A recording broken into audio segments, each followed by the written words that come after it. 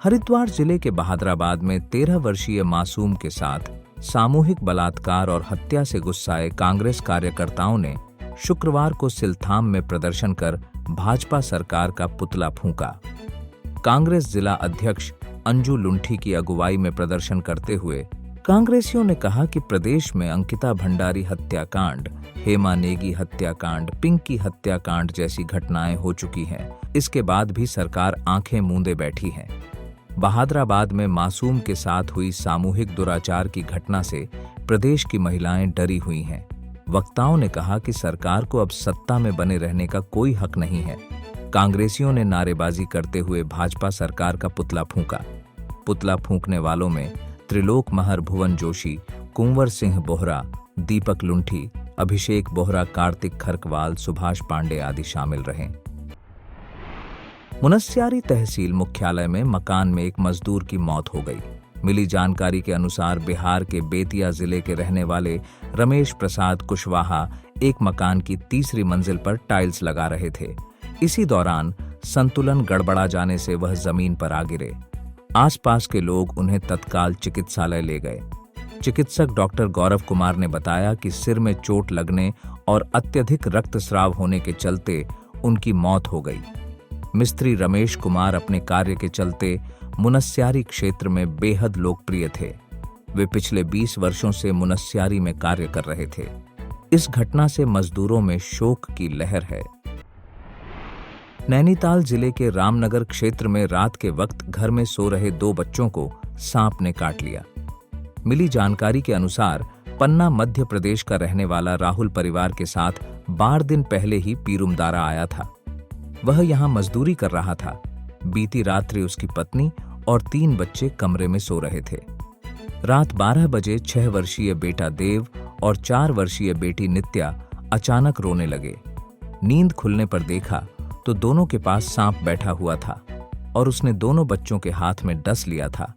उन्होंने सांप को डिब्बे में कैद कर लिया और दोनों बच्चों को लेकर रामनगर CHC पहुंचे, जहां से उन्हें सुशीला तिवारी अस्पताल रेफर किया गया। डॉक्टरों ने नित्या और देव दोनों को मृत घोषित कर दिया। हिसालू किसान कंपनी रियासी गांव की महिलाओं को विभिन्न प्रशिक्षण देकर आत्मनिर्भरता की ओर बढ़ा रही है। महिलाएं गांव में अंजीर, चूक, लाल मिर्च, लहसुन, गोभी का अचार, बुरांश का जूस, शक्करपारे आदि तैयार कर रही है। महिलाओं के इन उत्पादों को बाजार में हाथों हाथ लिया जा रहा है। अमन फाउंडेशन के अध्यक्ष अमन खड़ायत ने गांव पहुंचकर महिलाओं से मुलाकात की और महिलाओं के प्रयासों की सराहना की। जिसमें हम लोग काम कर रहे हैं, बेसिकली जो काम किया जा रहा है किसानों की जो उत्पादन है उसको बढ़ावा दें और उससे उनकी आजीविका कैसे हम बढ़ा सकते हैं, उस पर हम लोग कार्य कर रहे हैं। और हमारे हर्ष का विषय ये है कि इसमें हमारे साथ जो महिला किसान हैं वो अधिकतर हैं। 90% महिला हमारे साथ जुड़ी हुई हैं और हमें ये देखकर बड़ी खुशी होती है कि हम उनके लिए काम कर पा रहे हैं। हम मेरी यहाँ पर सभी से ये गुजारिश है, मैं अभी अमन फाउंडेशन के संस्थापक हैं आप, तो मेरी यही गुजारिश है कि समस्त हमारे जो विभाग हैं, देखिए विभाग हैं फिर हमारे इसमें NGOs काम कर रहे हैं, हम सबसे यही अपील करते हैं कि देखिए हमें अभी सपोर्ट की आवश्यकता है। वैसे तो हम लोग ये प्रोग्राम चल रहा है, पर हमारी सोच ये है कि हम महिलाओं को, जितने किसान महिलाएं हमारे साथ जुड़ी हैं बहनें, उनको हम थोड़ा अच्छा बेनिफिट दिलवा सकें, उनकी आजीविका में सुधार कर सकें, जिसके लिए कई प्रकार की ट्रेनिंग ग्रामीण क्षेत्र में हो सकती हैं। इस अवसर पर हिसालू कंपनी के CEO महेश पाल MD, हेमलता औली पूर्व प्रधान, टेक बहादुर सिंह खड़ायत ने गांव में किए जा रहे कार्यों की जानकारी भी उन्हें दी। अब अपने घर को बनाएं और भी शानदार और लग्जूरियस हमारे नए होम डेकोरेटिंग फर्नीचर कलेक्शन के साथ। Sofa set, dining table, dressing table व बेड के साथ और भी बहुत कुछ यहां आपको मिलेगा।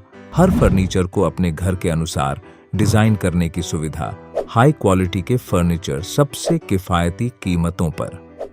आज ही घर लाए अपनी चॉइस का फर्नीचर, क्लासिक से मॉडर्न डिजाइन के आरामदायक फर्नीचर। तो देर किस बात की, अभी संपर्क करें या चलें आएं कमल फर्नीचर, नया बाजार, पिथौरागढ़। अब आप पिथौरागढ़ व उत्तराखंड की सभी खबरों को हिंदी, अंग्रेजी और नेपाली भाषा में भी पढ़ सकते हैं। अभी डाउनलोड करें न्यूज़ इंडो नेपाल ऐप।